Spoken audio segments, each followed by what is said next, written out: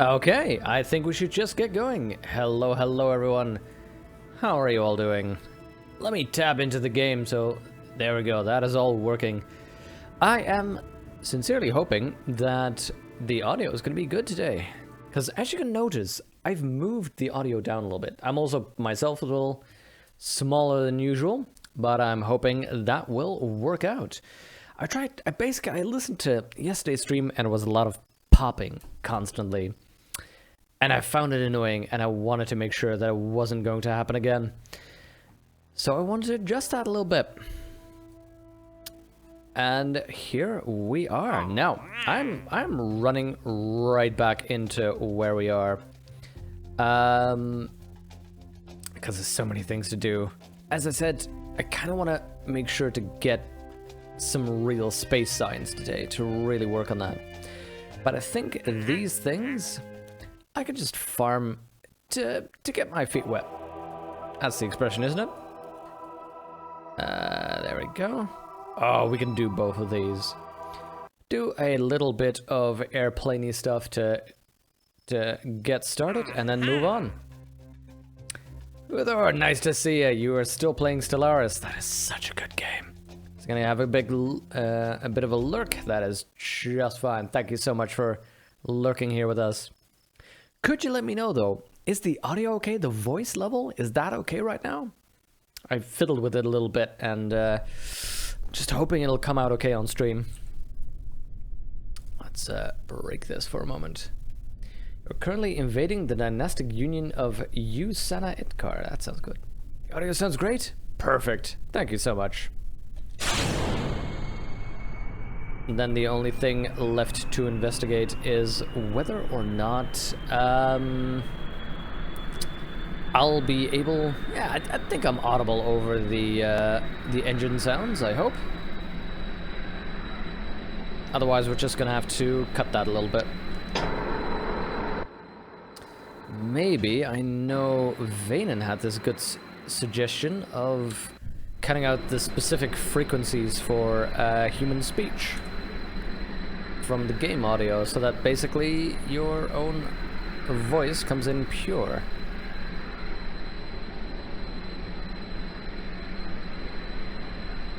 Okay,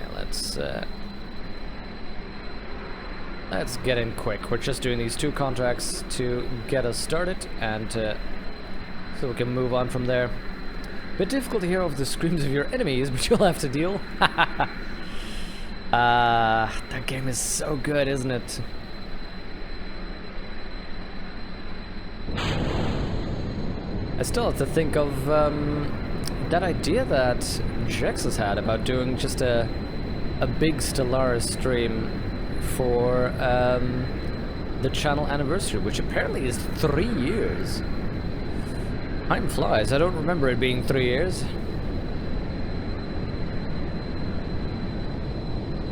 Then again, that was back when I created the channel with the idea of streaming, so this has always been a streaming channel. I have a different Twitch account that I actually never used, that I used before then. But I think I streamed a little bit of, what was it, Wasteland 2 when it came out, and Crusader Kings, I think, at the start. Never really kept going with that though. It was fun at the start, but not too much. It certainly wasn't a regular thing. Escape. Crew report. Okay. Where do I need to be? Oh, I need to be below. Both are below. Oh, wow. In that case... Crew report? Okay, in that case, turn this one off. Let's go over there. We did not need to go this high at all. Let's look down a little bit. What we could have used was more lights though. Let's see if we can make sure not to stall. Yes, please. Haha. Excellent. I'm thinking of something like just a a solid, long, single-day stream. There we go.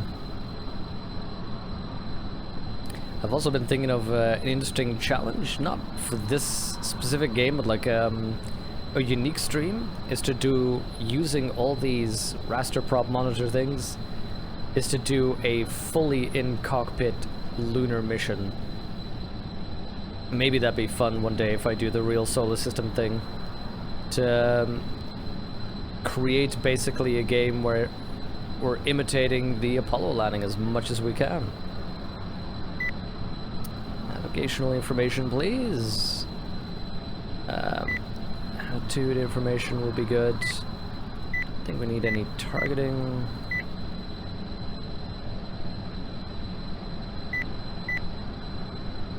Maybe some basic resources would be nice.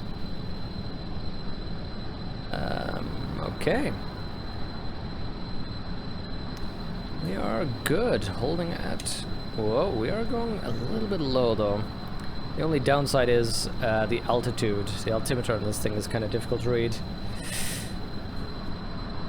You will destroy or help us discover the galaxy, really, Huthor? It's kind of what I did in my game of Stellaris. I first, since I was a little nobody in the galaxy, playing as humans, I made the Galactic Federation, banded all the small dudes together so that we could basically overthrow the tyrannical larger dude that was close to us. Which was all okay, you know, fine and dandy. And then, you know, there was the next guy that I could take over, and of course I claimed all their territories. Until I started to decide, like, hey, one of these guys who's in the Federation with me is kind of annoying. Ended up leaving the Federation and taking over their stuff.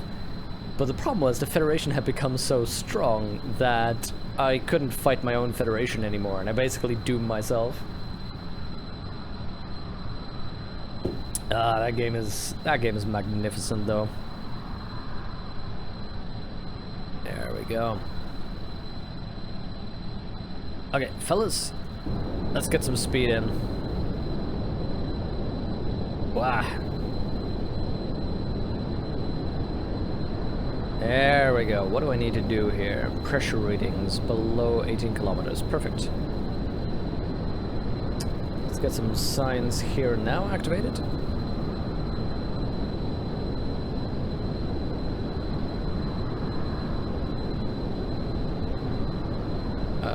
Okay, let's shut down that engine. We will be able to maintain the speed for a little bit. Long enough for it to matter, really.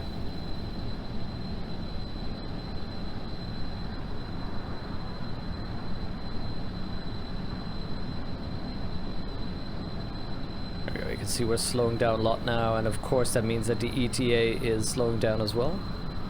We don't need to literally be there, we just need to take a pressure reading to complete this mission.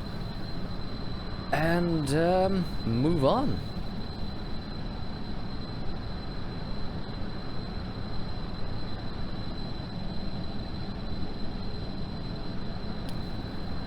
Kerbin's escape. Come on, we're nearly there.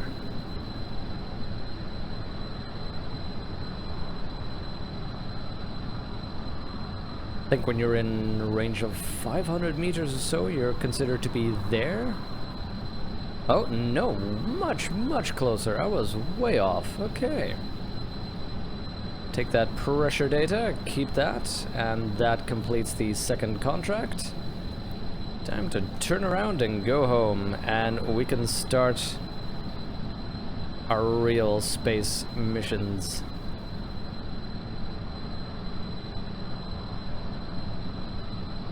Suddenly realizing the goal for today is going to be going to the Mun. Right now we'll probably start with, we'd have to start with a probe mission first, because we simply don't have the cockpits needed to transport enough Kerbals, because I want a pilot, an engineer, and a scientist all going. But we also don't have the life support that will sustain our Kerbals. Which means, I'm realizing, that before we can go to the Mun with a probe, oh god, I really needed lights here. That we're also going to need to launch a communications network. Because if you recall, in our difficulty settings, we switched the partial control that you might have if a probe is not in direct contact with KSC. We switched that partial control to a complete loss of control if there's no signal. So we're gonna have to make a communications network.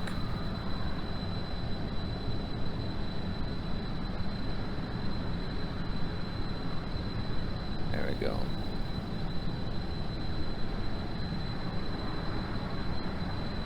Okay, we've seen this a couple of times before. The only difference is that this one is landing at night. And that's a little bit awkward. We'll work it out though. So the next mission will start. Will be a continuation of our fireball set. I think it's going to be just sending a Kerbal up in space and getting some science. Gather up some basic science and then using that to start making our communications network. We're going to need to launch a couple of satellites in Kerbal orbit, I think, to ensure that we will have enough connections. And I think as well set up a relay satellite near the Mun. Hey there, Joe. Hey, that's cool. You are a Poke subscriber. That's the first time I think I've seen you use those emotes. Nice to have you in here. Poke is a really nice guy from what I can see. Everything I've seen of him shows that he's just a real classy guy.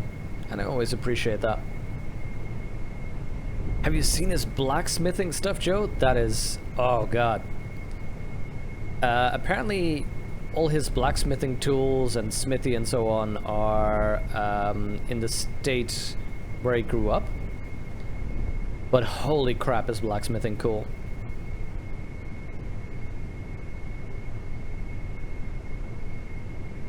Okay. Oh, incidentally, I did a quick test with a different game to see how parachutes work. Let's turn on these lights in the wheels. And parachutes are really easy. They basically just work by right-clicking the Kerbal and then selecting Release Parachute. That is all you need. Okay, I'm gonna have to focus a little bit because we are drifting off course. We are not gonna be hitting... We're also pretty quick, but I think we'll be okay. Okay, let's get down here. Let's get down here. Pull up. Pull up a little bit. Pull up. Oh god, we're off to the side. We're off to the side. We're not gonna be doing this very well. Move up, move up. Here we go. Land. Get those parachutes out for the quick stop. There we go.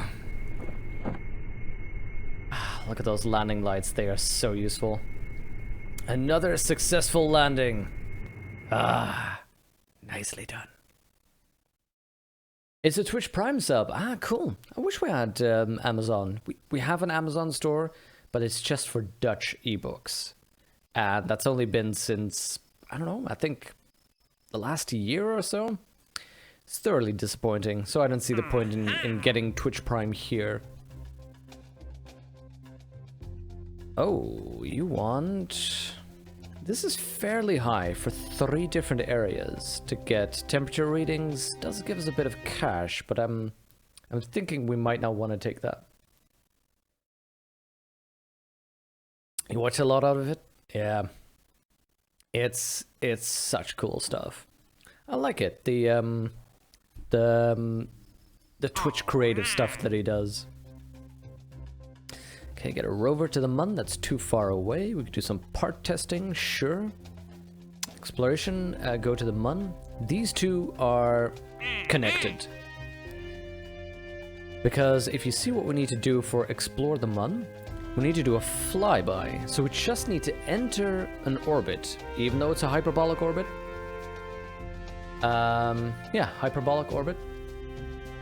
And in case you're wondering, that's when, if you picture the Mun as a circle, we're falling towards the Mun and escaping it. And that's hyperbolic, because if you remember maths, that's that figure.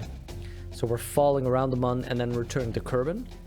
So that's a hyperbolic orbit. We just need a flyby like that, gather some scientific data, and then return to Kerbin. So that we can do with an unmanned probe, which crosses the radiation belt by definition. So those two we should do together. That rover deployment, that should be a next one, because after exploring the Mun, we will probably get one to land on the Mun, and that we should combine with a rover. So let's see, for now we should just make a rocket, or maybe adjust a rocket that goes into space, which should be our unplanned fireball project. So that's this one we had. Now the problem was we were limited to 30 parts, so we need to upgrade that. So that means we need to escape and check the VAB, Vehicle Assembly Building. See, max parts supported 30, and if we upgrade this, we get basic action groups and 255 parts. That'll cost us more than about 60% of our current income, though. And we need to pay attention, because to adequately go to the Mun, we also need to upgrade this one to get, let's see, flight planning. We also need to upgrade this one to get patched conics, so that is 225,000 spare cash that we need. That's going to be tricky. But this is the first one we need to upgrade. The VAB. Goodbye, good money. We simply need it because we will have to make better devices here. So we'll make a new one in our UFP line. I do want a Kerbal going to space. I mean, I can get something unmanned up there, but why should we? Hey there, Jexus. Nice to see you. What is that first emoji you have there? A glass? Mass squad drink. Huh, cool. That reminds me, apparently I have a sub button now because they gave all that to affiliates, which means that we can actually get an emote. I have no skill in making one. Okay, we got the parachutes. Just in case you're wondering, they come in quite a few sizes. Blue is always a normal parachute, and the red ones are always drogue chutes. Drogue chutes are just used to slow you down. So we can take a normal one. Need a coupler. We can combine these two, because pretty much as soon as you decouple, you'll also want your parachute. I don't see a point in making that a separate stage. Let's see, do we want this, or can we even make this land on here? Here's my problem. We put it like this, it could land on its legs, right? But if we close this, you can clearly see that the legs extend beyond the heat shield. So those legs are gonna burn off. I'm gonna lose the heat shield. I don't have any big signs yet, so I also don't have a good engine for use in space. Well, except for, you know, these, but they're fairly big. Let's say we want some basic control in space. Would your parachute burn up if you do that? Good question. No, because you can actually set the settings here. See the deploy factors. Basically, it says how swiftly you can go before it semi-deploys, as in before it opens, not opens, but extends, but not opens yet. And the deploy is when it actually opens. And as you can see, there's pressure requirements and altitude. So when you do it like this, even though you'd be in space, you can decouple that, and then this would fly through, and the parachute would basically open once it's at the right altitude and the right pressure. So that's actually a real handy way to do it at once. I also want drogue shoots because I want to slow down. Depends on if you decouple during the time which is unsafe to open your chute. Not even, interestingly enough. They will wait until you until they meet the requirements to open up. Although, if need be, and if it makes you feel safer, we'll just put this thing on there. There we go. When we're descending through orbit. Okay, let's add some engines. Let's see if we can... What if... Let's see, let's look at this. If I put in the tiny engine and we are in orbit where we'd be using this, the thrust to weight is 0.11. That's useless. Now if we enlarge this, we can make it 0.6. That's still... it doesn't really get you much. Now, this might be an option. These are more for probes, to be honest. See how... I need way too many. Let's just get a swivel engine, since we haven't unlocked the other one yet. That gives us huge thrust to weight, but maybe if we scale this baby down... See, that is reasonable. That is good. Let's use...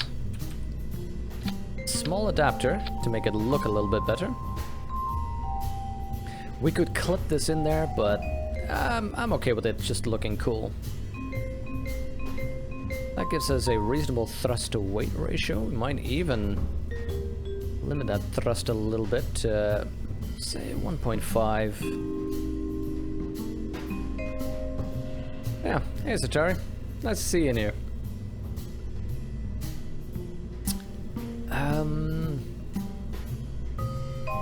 I'm fine with this doing everything. Let's put the signs on here, because actually, that reminds me, we need to put signs on there, so let's wait before defining that. So firstly, Kerbal Engineer. I just love that thing and need it. Don't have enough things away. Oh, we do have enough things away, 0.005, perfect.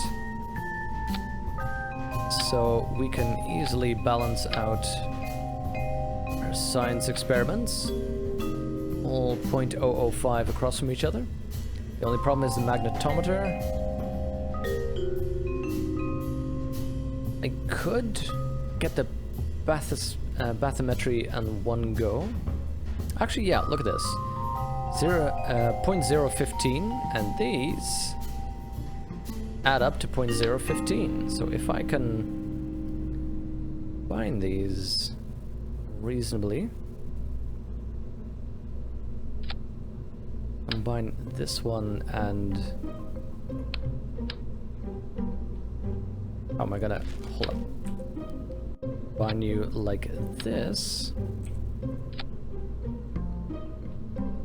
Maybe sink that in a little bit. Just for the look of it. There we go. It looks like it's more tightly attached now. And we'll get the magnetometer on the other side, which should be